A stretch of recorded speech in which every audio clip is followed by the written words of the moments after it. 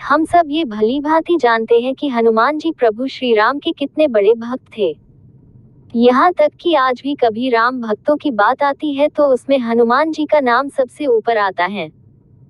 यह इसलिए क्योंकि हनुमान जी ने सच्चे मन व पूरी निष्ठा भाव से प्रभु श्री राम की सेवा की थी, वह हर संकट में उनका साथ दिया था। इसी के साथ साथ हनुमान एक बहुत बड़े विद्वान भी थे, जिन्हें सभी वेद शास्त्र कंठस्थ थे। भगवान हनुमान एक योद्धा होने के साथ साथ दूरदर्शी सोच रखने वाले व कई अद्भुत शक्तियों में निपुण थे। श्री राम की सेना में यदि हनुमान को सबसे कुशल सैनिक कहा जाए तो कोई अतिशयोक्ति नहीं होगी।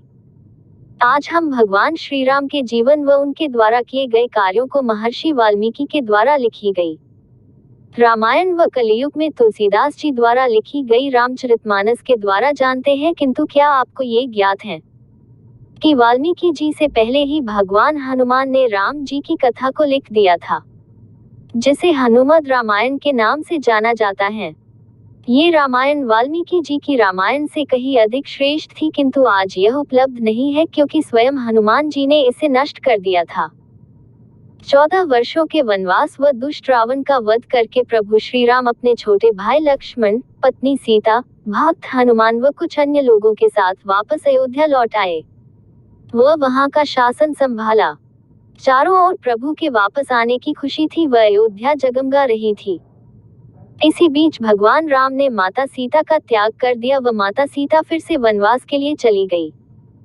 धीरे धीरे प्रभु श्री राम ने अयोध्या में राम राज्य की स्थापना की व धर्म, सत्य व न्याय व्यवस्था को पुनर्स्थापित किया। इसी बीच हनुमान जी ने हिमालय जाकर महादेव की तपस्या करने का सोचा। इसके लिए वे अपने प्रभु श्री राम से आज्ञा लेकर हिमालय पर्वत चले गए।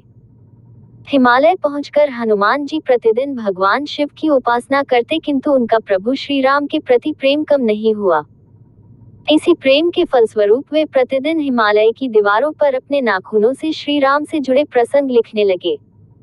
इसी तरह उन्होंने पूरी राम कथा हिमालय की दीवारों पर उकेर दी।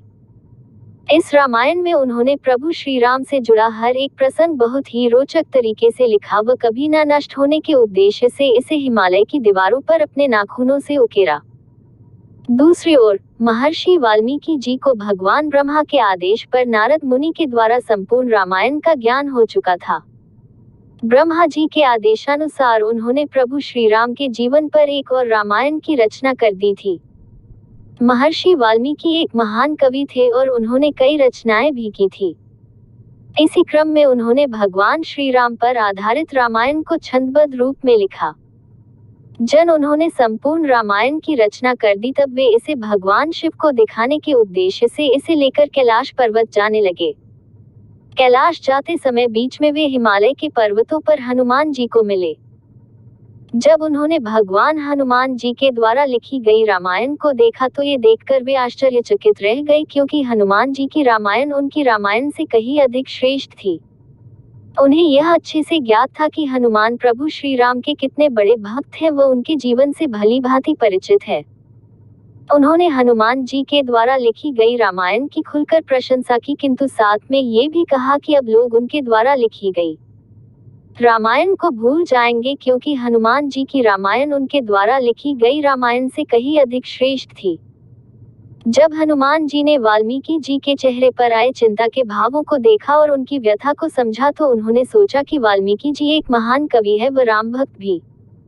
उन्होंने भी रामायण में सभी चीजों का उल्लेख किया है। तब हनुमान जी ने वाल्मीकि जी को कहा कि उन्होंने ये रामायण विश्व को दिखाने के लिए नहीं अपितु प्रभु राम की भक्ति स्वरूप में लिखी थी।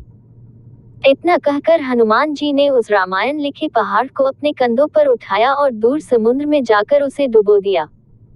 इस तरह हनुमान जी ने अपने द्वारा लिखी गई रामायण को श्री राम को समर्पित करने के उद्देश्य से उसे हमेशा के लिए समुद्र में डुबो दिया। भगवान हनुमान जी का इतना बड़ा त्याग व भक्तिभाव देखकर महर्षि वाल्मीकि अभिभूत हो गए। उन्होंने कहा कि हनुमान की महिमा लिखने के लिए शायद उन्हें एक जन्म और लेना पड़े। इसके बाद उन्होंने प्रण लिया कि वे एक बार और जन्म लेंगे व रामायण का एक नया संस्करण निकालेंगे जो इससे भी ज्यादा श्रेष्ठ होगी व साथ में उसमें हनुमान जी का पूरा व्याख्यान होगा। इसलिए ही तुलसीदास जी को महर्षि वाल्मीकि जी का पुनर्जन्म माना जाता है, जिन्होंने न केवल रामचरितमानस को आमजन की भाषा में विस्तार से लिखा अपितु हनुमान चालीसा भी लिखी।